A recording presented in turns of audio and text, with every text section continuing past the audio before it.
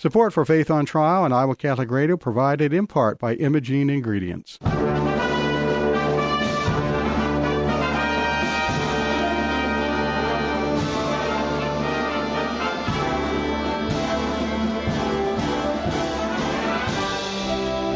Our freedom of conscience and religion is being challenged by laws and regulations imposed by secular society.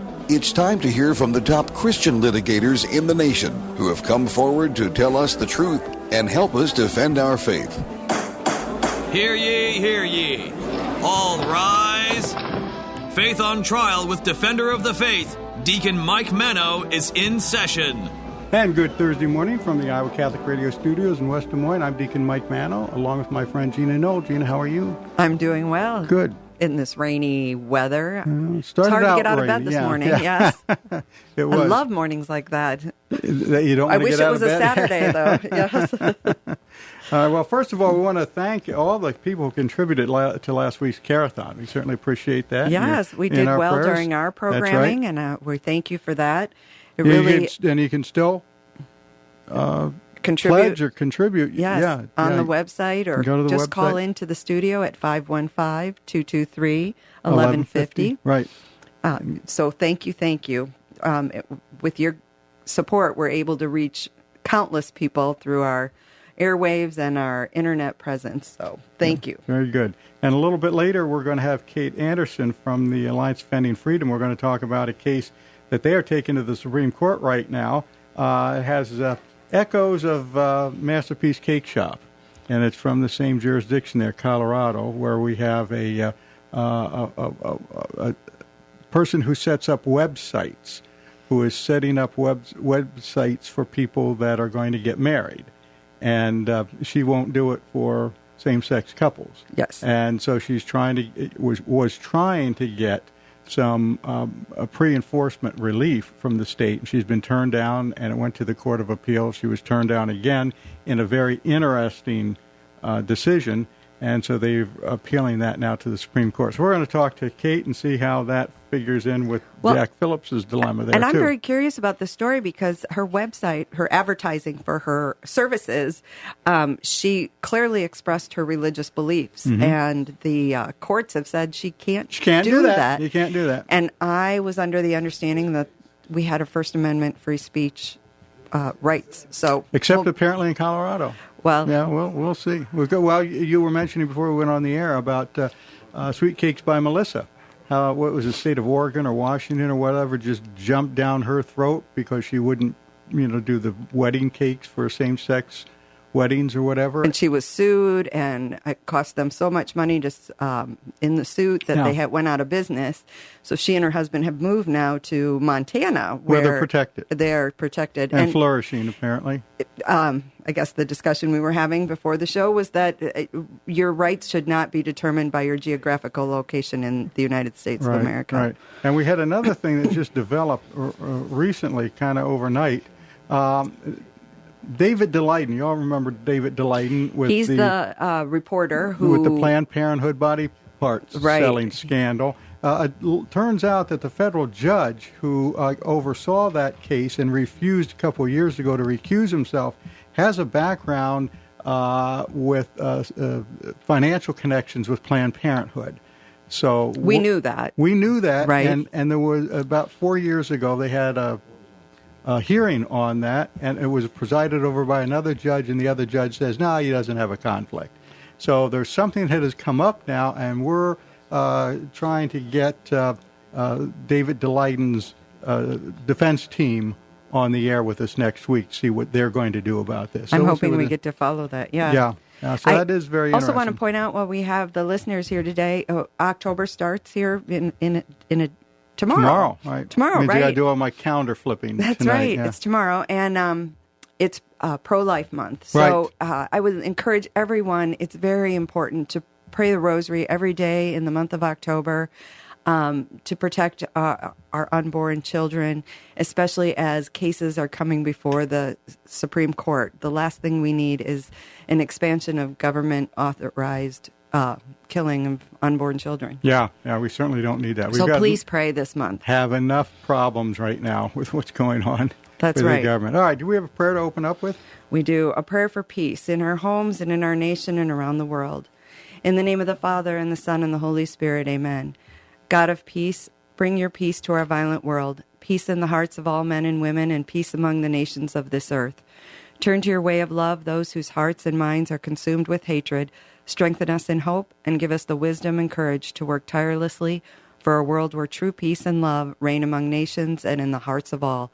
Amen. Amen. Thank you, Gina.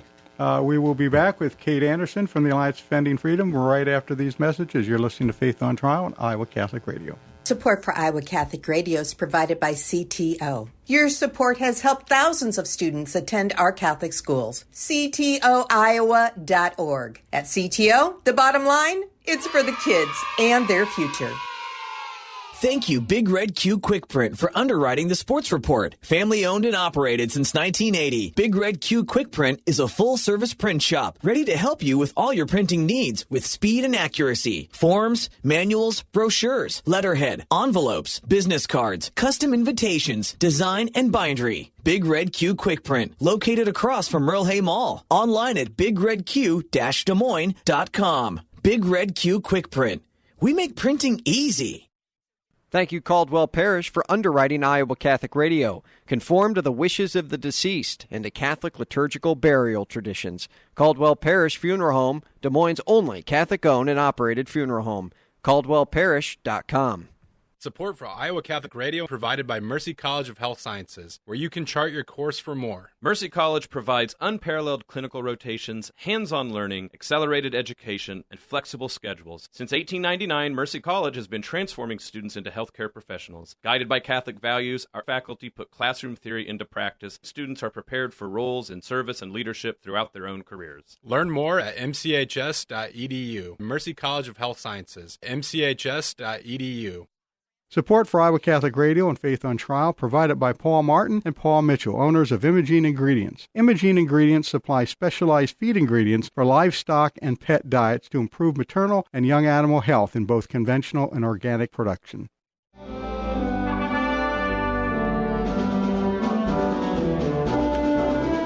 And you're listening to Faith on Trial on Iowa Catholic Radio, and we are here with Kate Anderson from the Alliance Defending Freedom. Kate, how are you this morning?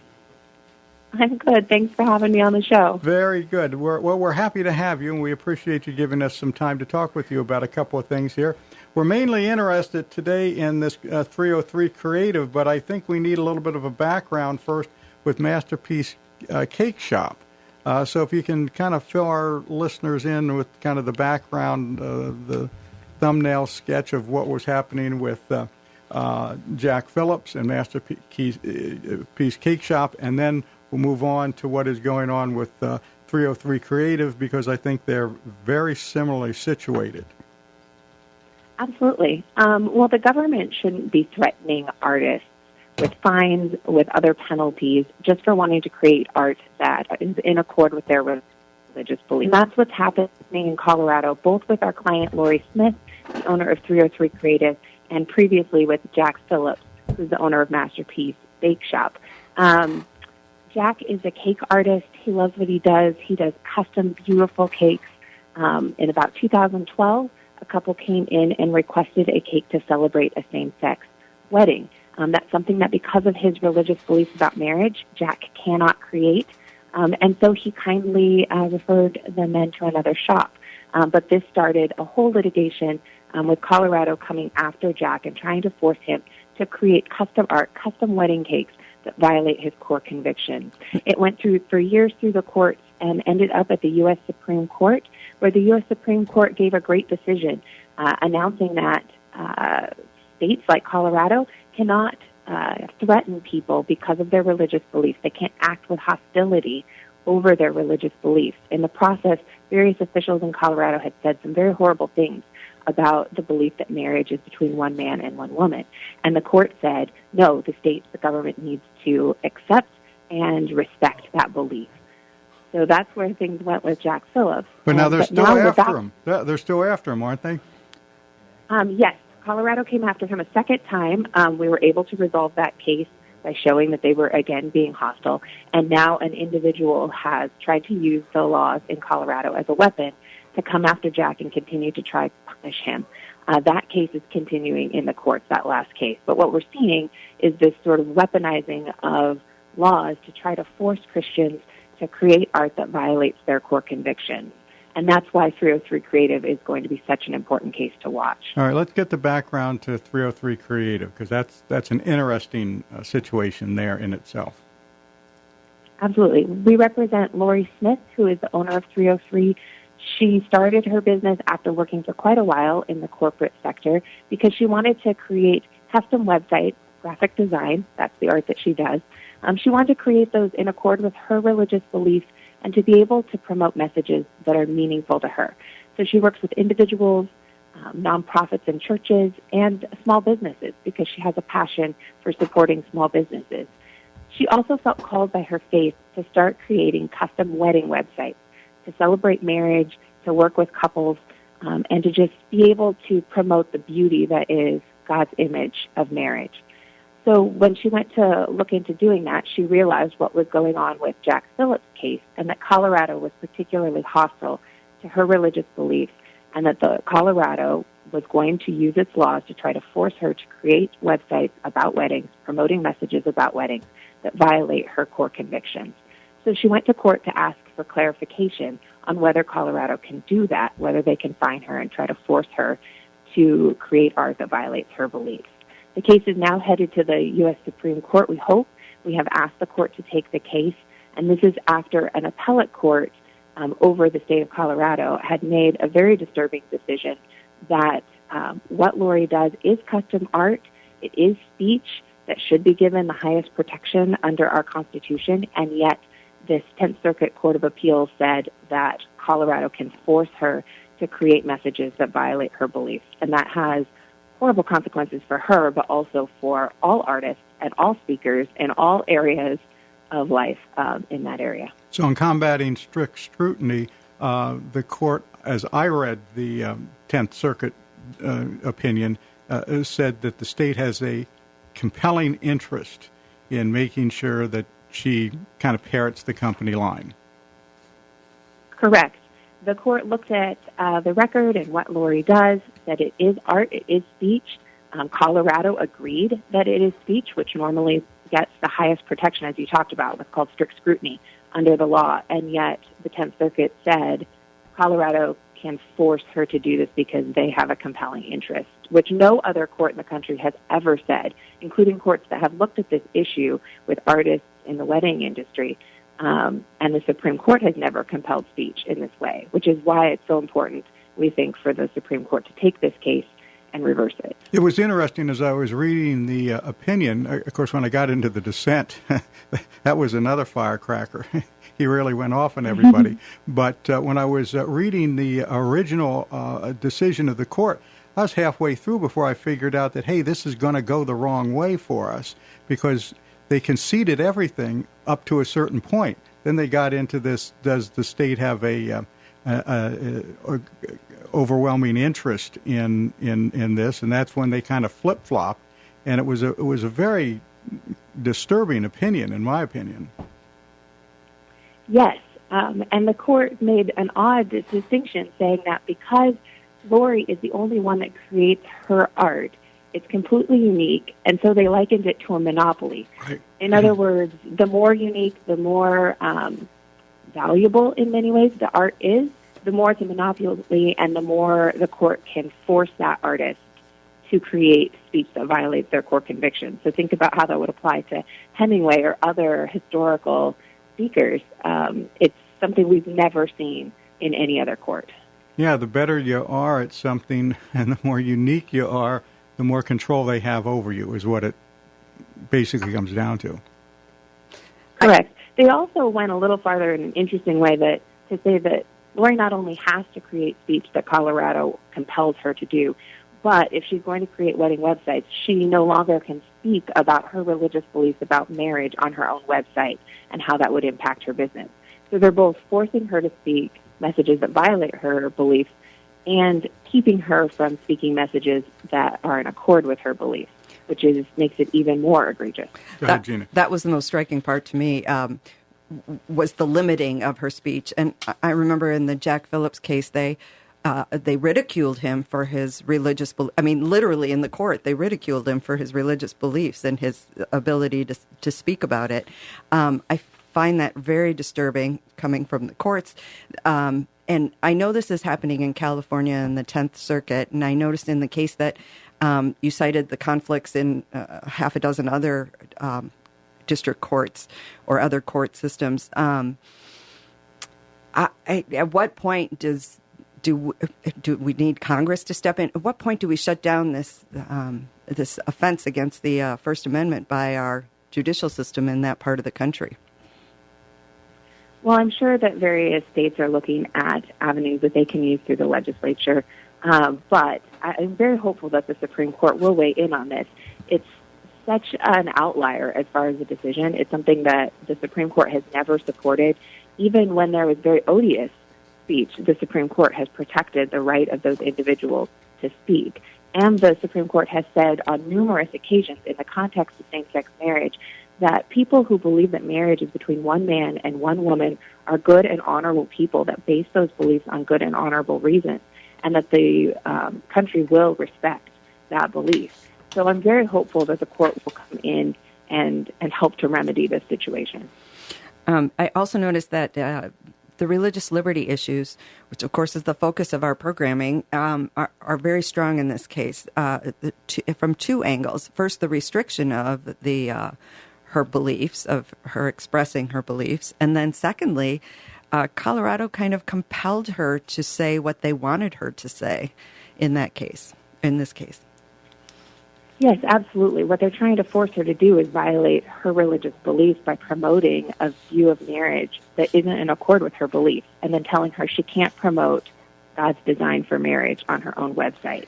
At the same time, there is this is speech. These are her deeply held religious beliefs, and that there's no question that she serves everyone, regardless of their characteristics. She has custom the LGBT community. She works with people from the LGBT community. That's not the issue. She declines messages that violate her religious beliefs, no matter who asks for them. And if I recall in Jack Phillips' case early on, and please correct me if I'm wrong, when it came before the Civil Rights Commission, the Civil Rights Commission, not only did they fine him, but part of his punishment, for lack of a better word, or consequence for him, was he was ordered to attend some kind of like a retraining or an educational re-education camp, like the old Soviets did. Well, to learn about discrimination. He was going to be required to provide what's essentially a re-education training for all of his staff, which includes his wife, his daughter, his mother, who said she was not going to be re-educated. We were able to move the case along so he didn't have to do that, but that was certainly what they ordered, right, for him to put his staff, including his family members, through training promoting views that were not in accord with his religious beliefs. I think that whole situation with the Civil Rights Commission showed their animus toward religion. Absolutely, and that's what the Supreme Court concluded in that case. They didn't reach some of the speech issues that are in play with Lorie's case because they saw that the animus towards Jack's faith was so egregious. The things that the commissioner said about people who believe that marriage is between one man and one woman were so concerning to the court that that's where they landed their decision. Colorado, you cannot act with this kind of hostility towards religious beliefs. And so they're continuing to set him up for other cases now, because I think the latest one was a cake celebrating somebody's transition from one sex to another. Yes, the law does allow an individual to file a case. We are fighting that. We were in trial earlier this year on Jack's behalf in that case, but an individual did ask for a cake celebrating a gender transition, which is something that Jack wouldn't do for anybody, and so he declined it, and that has led to further cases. And I think it highlights the problem that Colorado's law is in place, and it is being used as a weapon by individuals to try to attack Jack Phillips and others that share his beliefs. Something that came to mind in terms of a question as a citizen of the United States while I read this case made me wonder, with Colorado's strict enforcement of their Discrimination Act, websites are built by people from all around the world. If a Colorado resident had the same issue with someone outside of the state, was a resident of some other part of this country, could Colorado step in on behalf of their citizen and do the same thing or have the same recourse for the artist? I think that's an open question. We have not seen states yet try to enforce their laws outside of their jurisdiction, even to the extent that somebody within their state is asking for the service or the website. But I think it's something that could be coming. So, which brings me to my other point that I noticed Cakes by Melissa, from a case in Washington, I believe, or Oregon, somewhere out there on the West Coast. She and her husband had a cake business that was run out of business because of legal expenses protecting their rights. Sweet Cakes by Melissa. Same. Right. Mm-hmm. And I noticed that she had to leave her state to be able to. I think they moved to Montana. So this case is important so that people don't have to leave their domicile just to be able to engage in their First Amendment rights. Absolutely. And what we're seeing is that different states are handling this different ways. A case involving two filmmakers who wanted to make wedding films and couldn't create films that would violate their core convictions about the nature of marriage. That case went up in the Eighth Circuit, and the Eighth Circuit made the right decision that this is speech and that it's protected and that they have the right to create wedding videos as long as they're serving everyone. They have the right to create wedding videos that are in accord with their religious beliefs. We also had a similar case involving a calligrapher and an artist in Arizona, and that went to the Arizona Supreme Court and ruled in favor of speech, that artists have the freedom to create their art in accord with their beliefs without fear of government punishment. And so we're seeing a split among the courts. So if you're in certain states, you may be safe, and in other states you aren't, which highlights again how important it is for the Supreme Court to weigh in, because they can make the law for the entire right. And along with those cases is the question of whether they can be forced to make a statement that they don't wish to make, which is the cake is a statement, right? And the wedding invitations are statements. And by forcing them to do other than that which they believe is forcing them to produce a statement against their own beliefs. And that's Absolutely. the heart of a lot of these things, yeah. That really highlights just how egregious that violation of one's religious freedom is, to force somebody to affirmatively speak something that touches on faith that violates their core convictions. And for Lorie, it's literally writing celebratory words on her website where she's going to be putting her logo and her stamp of approval on these websites that she creates and then publishing them on the internet. And then suppressing her own speech where she's trying to defend herself. Yes. Okay. I know Alliance Defending Freedom has this case, and you certainly have a great record in succeeding in these cases. But if somebody wants to find out a little bit more about what's going on and follow the case, where's the website they can go to? Our website is adflegal.org. Okay, and you can go there and you can find out everything that ADF is doing, and there's probably a place in there, someplace where you can, if you have some spare change sitting around, you can make the donation to ADF, because they do all this stuff pro bono, representing these folks that are having problems with their religious freedom. Kate, want to thank you for joining us today. Certainly appreciate your time and your knowledge here. And we will have you back, talk more about this case as it progresses. Thank you so much. Thanks, you. Kate Anderson, Senior Counsel with the Alliance Defending Freedom. You're listening to Faith on Trial on Iowa Catholic Radio. We will be right back after these messages. Support for Iowa Catholic Radio and John Leonetti in the Morning provided by Bell Construction. Bell Construction is a roofing company. They specialize in residential re-roofs, like commercial jobs, and have the experience to meet all of your roofing needs with personal service. With Bell Construction, the owner will come to your home or place of business in person to inspect and ensure the quality of work that you deserve. They pride themselves in working with you on a personal basis and making sure you are satisfied. Bell Construction, 515-963-4494. Bell Construction. Thank you, Confluence Brewing Company, for underwriting Christ is the Answer with Father Ricardo, and for your support of Iowa Catholic Radio. Father Ricardo is featured daily at 11 a.m. Monday through Friday. Confluence Brewing Company is located off the bike trail south of Grays Lake. ConfluenceBrewing.com. Support for Iowa Catholic Radio provided by Mercy College of Health Sciences, where you can chart your course for more. Mercy College provides unparalleled clinical rotations, hands-on learning, accelerated education, and flexible schedules. Since 1899, Mercy College has been transforming students into healthcare professionals. Guided by Catholic values, our faculty put classroom theory into practice. Students are prepared for roles in service and leadership throughout their own careers. Learn more at mchs.edu. Mercy College of Health Sciences, mchs.edu. Support for Iowa Catholic Radio and Catholic Women Now provided in part by Permar Security, providing security solutions for homes and businesses since 1953. Permar Security is a Catholic-owned family business supplying security systems, access control systems, video surveillance, fire alarm systems, and video doorbells. All alarm systems are monitored out of their monitoring center located in the state of Iowa. Permar Security, 515-244-5660, permarsecurity.com. And you're listening to Faith on Trial, Iowa Catholic Radio, and we are back. Tina, you had something I to did. Yes. Very interesting conversation with Kate. This case is almost an educational piece on the rights of the First Amendment allowed to us in terms of religious liberty and speech. I would encourage all our listeners to go to adflegal.org and look this case up. This was a petition, right, that they sent to the Supreme Court. All of the pleadings and petitions and orders are in there. So you can read right from the very beginning. You can read the original complaint that was filed, a pre-enforcement complaint. Right, how this started. How it started. The infancy of the case. And how there was a reply to that, and how the judge ruled in that, how it went up, what the briefs were going up to the Court of Appeals. And then the brief now, the petition of certiorari to the Supreme Court. You can read all of that on these I don't cases. have a legal degree and I'm not a lawyer, so I was able to read it very easily.